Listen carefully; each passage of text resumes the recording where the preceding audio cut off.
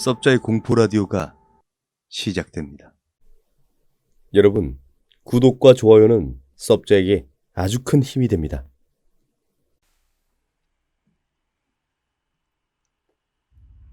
여기서 고백하겠다. 난 얼마 전까지 단 한 번도 사람을 살해하고 싶다고 생각한 적이 없었다. 어떤 평범한 사람이 갑작스레 살생을 즐기는 미친 쾌락주의자가 되고 싶다고 생각하겠는가? 잠재적 살인자 A등급 판정을 받은 후 난 하루하루를 술로 시간을 허비했다.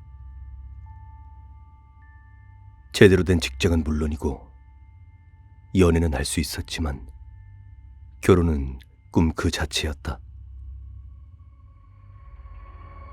모진 세월은 나를 서서히 망가뜨렸지만 어느 누구도 이 시스템에 대해 의문을 제기하지 않았다.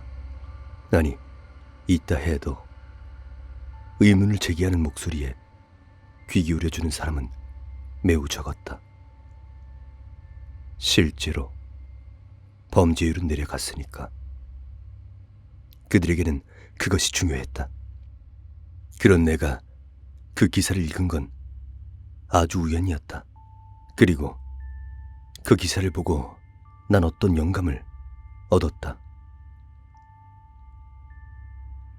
내가 찾아가기로 약속한 사람은 나와 동갑인 리드라는 사람이었다.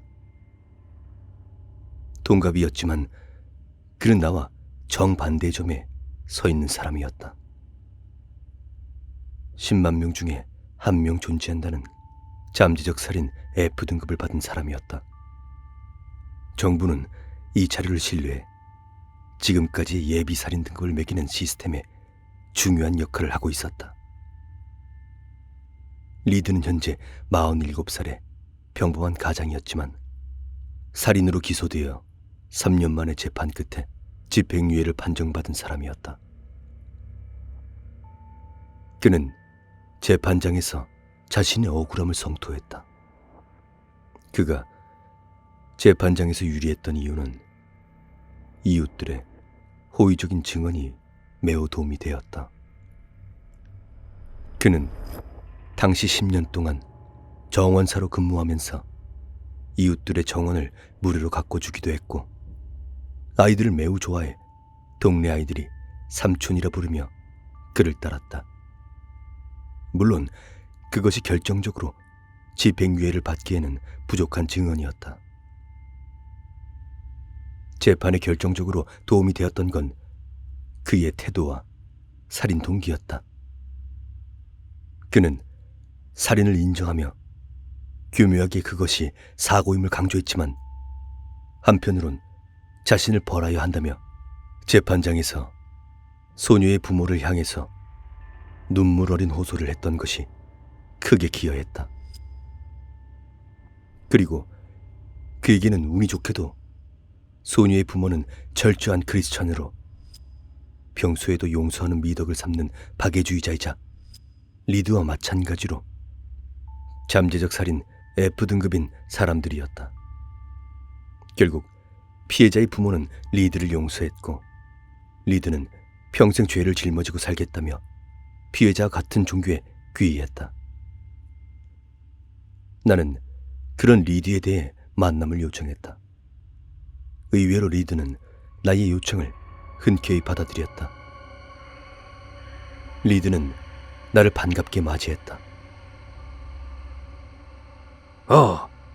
반갑습니다. 빨간색 체크 남방을 입은 체구가 큰 사람이었다. 그는 먼저 악수를 요청했는데 정원사답게 투박한 손을 가지고 있었다. 부엌에서 달그락거린 소리와 함께 진한 커피 향이 났다. 리드는 자신의 손보다 몇 배는 작아 보이는 섬세한 무늬가 섞인 찻잔을 쟁반에 받쳐들고 왔다. 제임스 씨라고요. 전화로 들었지만 깜짝 놀랐습니다. 벌써 10년이나 지난 일인데. 그 일을 그렇게 궁금해하는 사람이 있다는 게 좀 뭐랄까.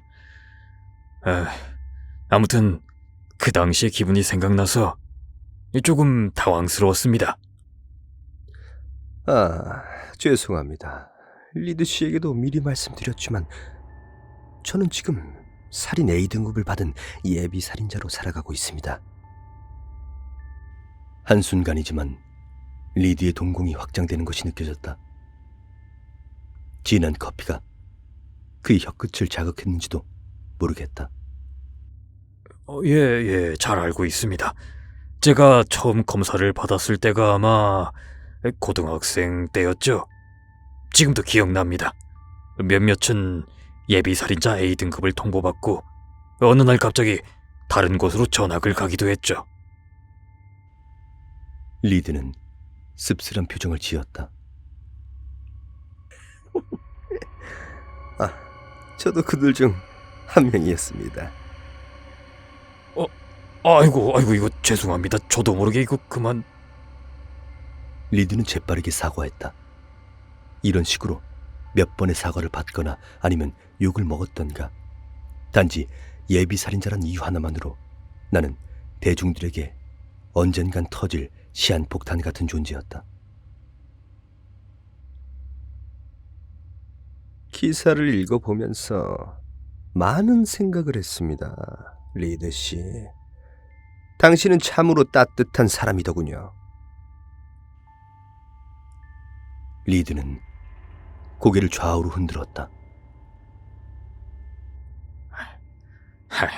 아닙니다. 따뜻하긴요. 저는 단지 살인자일 뿐입니다. 죽은 제시를 위해 매일 밤 기도하고 있죠. 제시는 리드가 죽인 피해자의 이름이었다. 사인은 총상으로 인한 과다출혈 쇼크사. 제시, 참 딸 같은 존재였죠. 제겐. 근데 그런 아이를 제 손으로.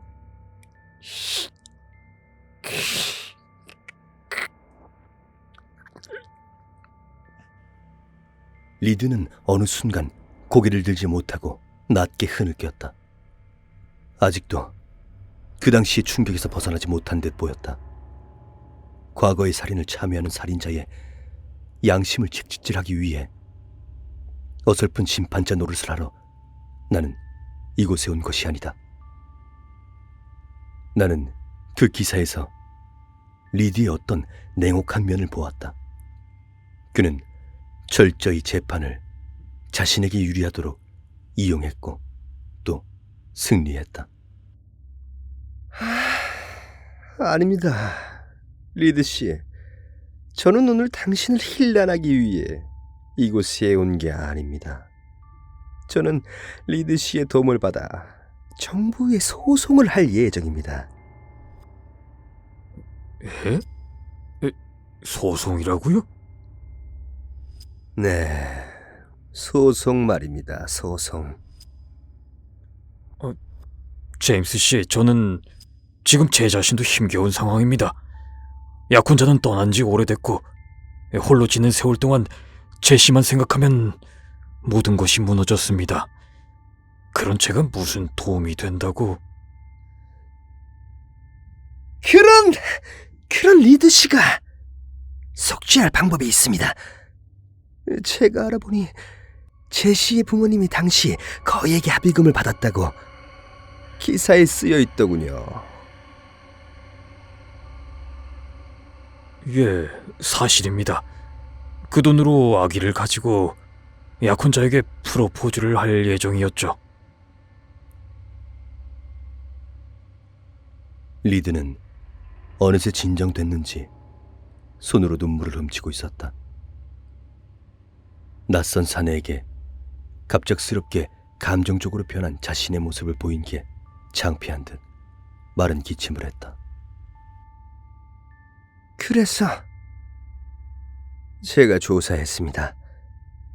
리드 씨에게 받은 합의금 말고도 제시 앞으로 들어놓은 상당 액수의 보험금을 제시의 부모님이 수령했더군요. 예. 근데 그게 저랑 무슨 상관이 있죠? 저는 의아했습니다. 당시 사건을 살펴보면 제시는 아침 일찍 집을 나와 평소처럼 리드 씨에게 들린 후 학교로 향했습니다. 그리고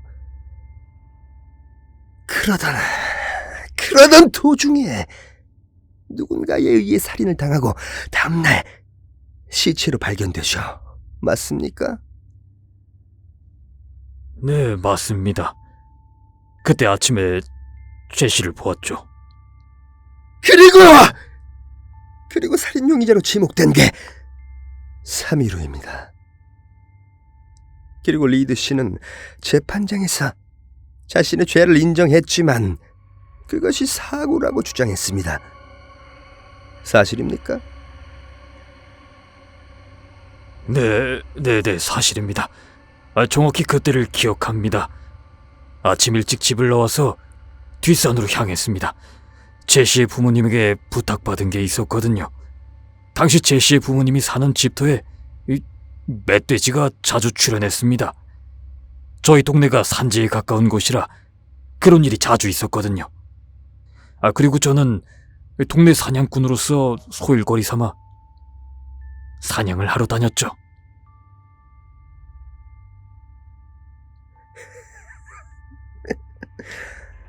그리고 그날 리드 씨는 제시를 멧돼지로 착각하고 제시를 향해 쏘았죠. 네. 아니. 정확하게는 지금도 저도 모르겠습니다. 저는 한 가지 습관이 있었습니다. 사냥 전에 장전된 탄을 허공을 향해 쏜 후 사냥을 나가죠. 그날도 그랬습니다. 하지만 그 총탄에 제시가 맞았을 줄이야. 진짜 생각도 못했습니다. 네, 맞아요. 사건 일지를 보면 우연히 뒷산을 거닐던 제시가 심장을 정확히 맞은 후에 사망했습니다. 이것이 몇 퍼센트의 확률로 가능한 일일까요? 그리고 제시는 그날 학교에 가는 날이었습니다. 그런 제시가 왜 뒷산에 있었을까요? 왜? 리드가 머리를 감싸며 말했다. 그건 제가 기억합니다. 제시는 가끔 스쿨버스를 이용하지 않고 뒷산으로 등교를 합니다. 그게 몇 배나 빠르거든요. 가끔 동네 아이들도 지각하거나 등교 시간이 아슬아슬할 때 이용하죠. 아마 그 당시 제시도 그랬을 겁니다. 리드 씨, 당신을 위해 준비했습니다. 이걸 들어보시죠. 나는 탁자 위에 녹음기를 올려놓았다. 재생 버튼을 누르자 남자의 목소리가 들렸다.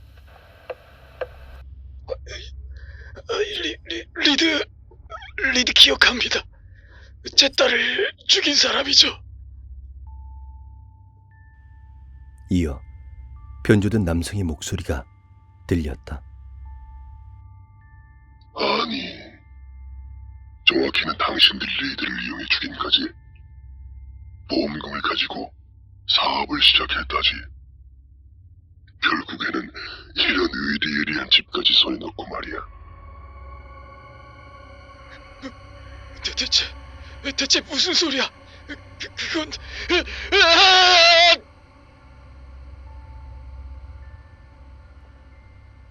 남자의 비명에 찬 소리였다. 누군가 그에게 모진 고통을 주는 듯했다. 이것은... 네, 리드 씨. 당신과 만나기 전에 제시의 부모님을 만났습니다. 아주 가식적인 사람들이더군요. 자신들의 잘못을 리드 씨에게 떠넘기다니요. 그들은 제시를 방관했습니다. 그날도 제시는 부모님께 학교까지 태워달라고 부탁했지만 제시의 부모는 딸의 부탁을 거절했습니다. 당신 뭐야? 제시의 부모님께 무슨 짓을 한 거야? 나는 그 자리에서 리드를 쏘았다. 정확히 심장에 맞았지만 아직 숨이 붙어 있었다.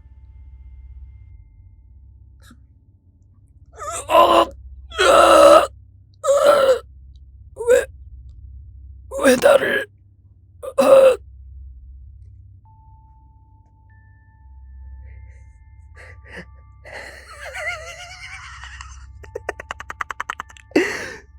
잘 생각해 보세요, 리드.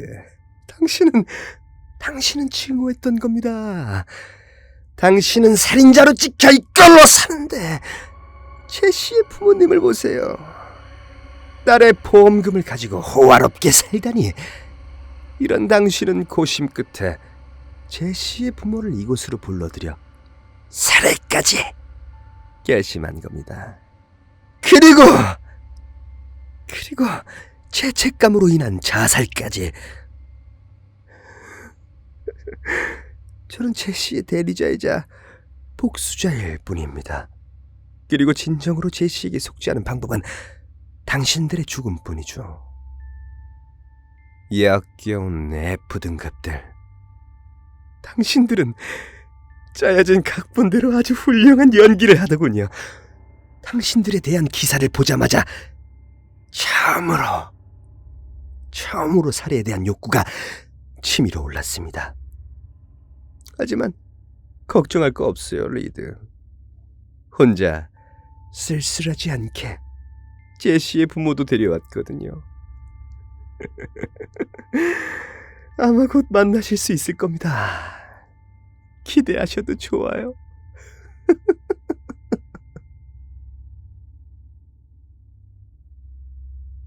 나는 곧장 그곳을 빠져나왔다. 아마 다음 날이면 리드와 제시의 부모는 사이좋게 발견될 것이다. 모든 것이 계획대로였다. 이제 시스템에 난 구멍은 점점 커질 것이다. 나는 모든 잠재적 살인자들의 대리자이다.